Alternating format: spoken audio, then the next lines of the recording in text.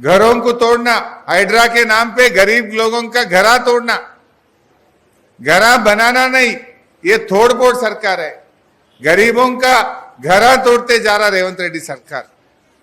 మీరు టీవీలు చూస్తే పేపర్లు చూస్తే కనబడతలేదా? పేదల ఇండ్లు నిన్న ఎక్కడో సుల్తాన్పూర్లో ఇండ్లు కూలగొట్టిండ్రు. పాపం ఒక చిన్న పిల్ల ఇంట్లోనే ఉన్నది, కొడుతూనే ఉన్నారు మిషన్. వాళ్ళు పాపం కట్టు బట్టలతో రోడ్డు మీద పడ్డారు. ఇంట్లో సామాన్ కూడా తెచ్చుకోవడానికి ఛాన్స్ ఇస్తలేరు.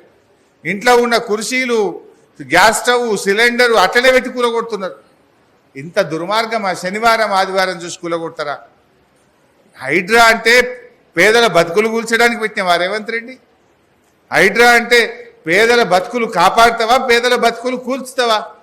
గవర్నమెంట్ అంటే ఇంత గూడు చూపియాలి, గవర్నమెంట్ అంటే బుక్కడి బువ్వ పెట్టాలి, నీడనియాలి. కానీ రేవంత్ రెడ్డి ఉన్న నీడ కూలగొడుతుండు, ఉన్న గూడు కూలగొడుతున్నాడు. పేదల బతుకులు ఆగం చేసే విధంగా ఇవాళ కాంగ్రెస్ ప్రభుత్వం పనిచేస్తూ ఉంది. దీన్ని మనం అర్థం చేసుకోవాలి.